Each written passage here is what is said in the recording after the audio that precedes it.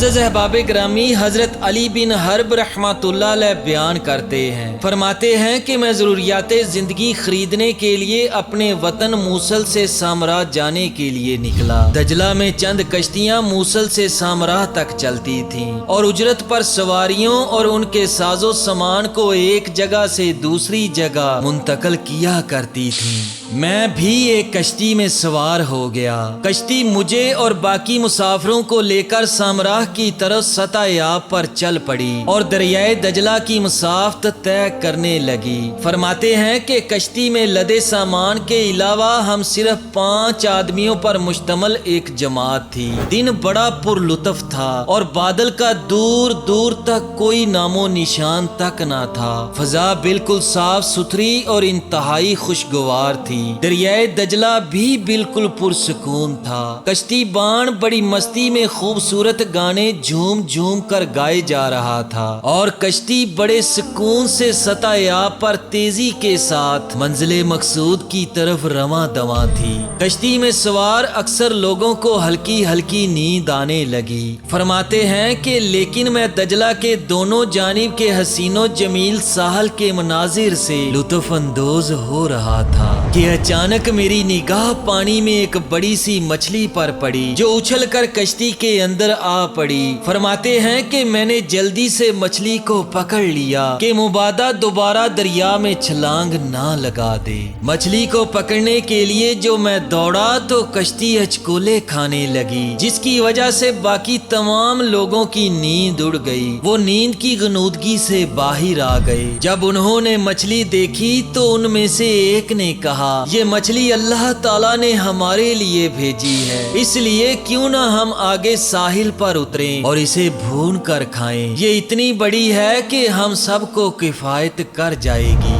فرماتے ہیں کہ ہم سب نے اس کی رائے سے اتفاق کیا۔ کشتی بان نے بھی اس رائے سے اتفاق کیا اور کشتی کا رخ ساحل کی طرف موڑ دیا۔ فرماتے ہیں کہ ہم لوگ ایک ساحل پر اترے اور گھنے درختوں کے جھنڈ میں داخل ہوئے تاکہ لکڑیاں اکٹھی کر کے مچھلی کو بھونے۔ فرماتے ہیں کہ جو ہی ہم گھنے درختوں کے جھنڈ میں داخل ہوئے، ایک خوفناک منظر نے ہمارے رونگٹے کھڑے کر دیے۔ ایک مقتول زمین پر ڈھیر تھا، اس کے قریب ہی ایک تیز دھار چاقو پڑا ہوا تھا۔ پاس ایک دوسرا آدمی بھی تھا جس کو کس کر باندھ دیا گیا تھا اور اس کے منہ میں کپڑا ٹھونس دیا گیا تھا، جس کی وجہ سے وہ کچھ بولنے اور چیخنے چلانے سے عاجز تھا۔ فرماتے ہیں کہ یہ خوفناک منظر دیکھ کر ہمارے اوپر دہشت طاری ہو گئی۔ ہم لوگ جلدی سے آگے بڑھے اور اس نوجوان کی رسی کھول کر اس کے منہ سے کپڑا نکالا۔ وہ حد درجہ خوف زدہ اور نا امیدی کی کیفیت میں مبتلا تھا۔ اس پھندے سے آزادی کے بعد وہ گویا ہوا،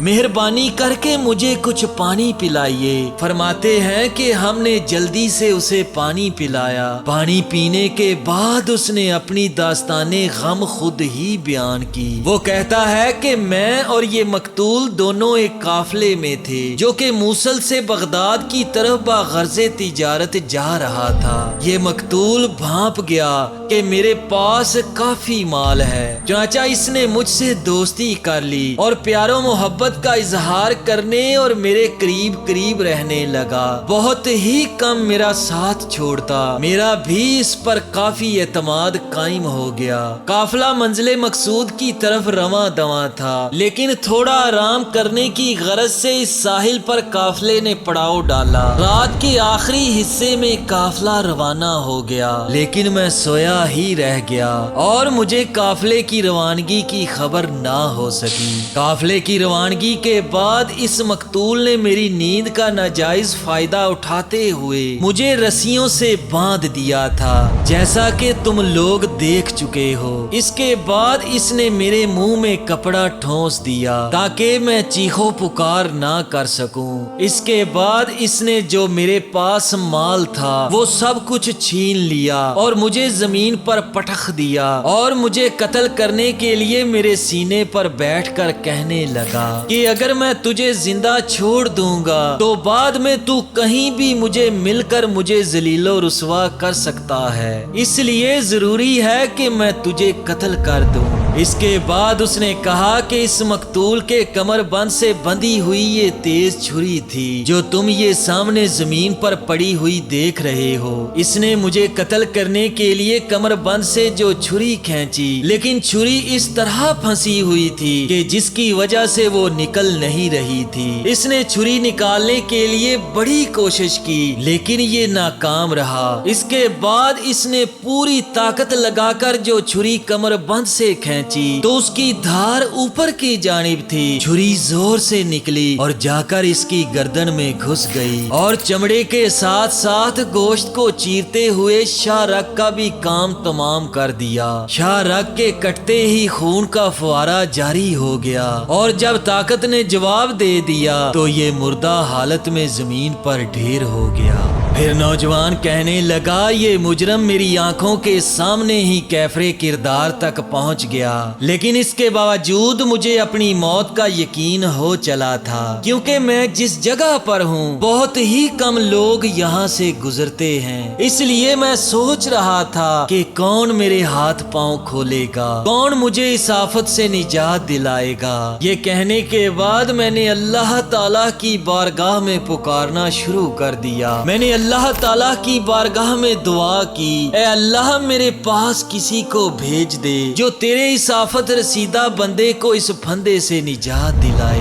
وہ کہتا ہے کہ میں برابر یہی دعا کرتا رہا، میں مظلوم تھا اور مظلوم کی دعا اللہ تعالیٰ ضرور قبول کرتا ہے، اور یہی وجہ ہے کہ اللہ تعالیٰ نے آپ لوگوں کو میری طرف بھیج دیا اور آپ لوگوں نے میری آ کر جان بچائی۔ اس کے بعد اس نوجوان نے کہا کہ ذرا آپ لوگ بھی مجھے بتائیں کہ آخر وہ کون سے محرکات تھے کہ جس کی وجہ سے آپ لوگ اس بے آباد جگہ پر آنے پر مجبور ہو گئے۔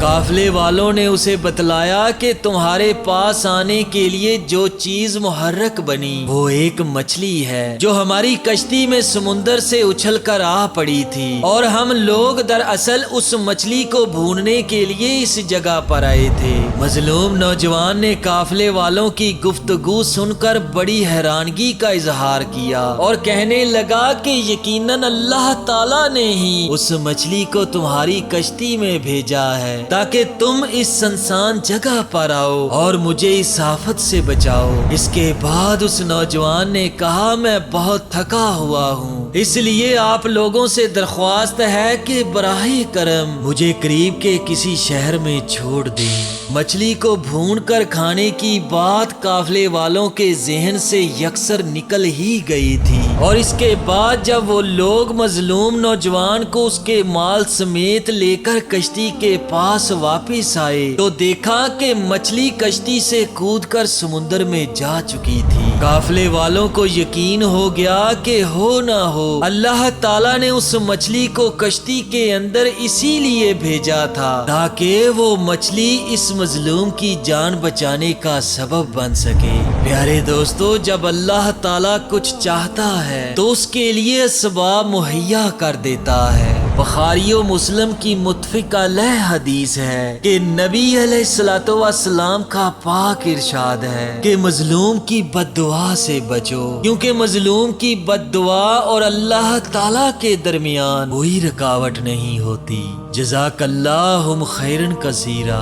اللہ تبارک و تعالیٰ سے دعا کرتا ہوں کہ اللہ پاک ہمیں سمجھنے کی اور سمجھنے کے بعد عمل کرنے کی توفیق عطا فرمائے۔ آمین ثم آمین۔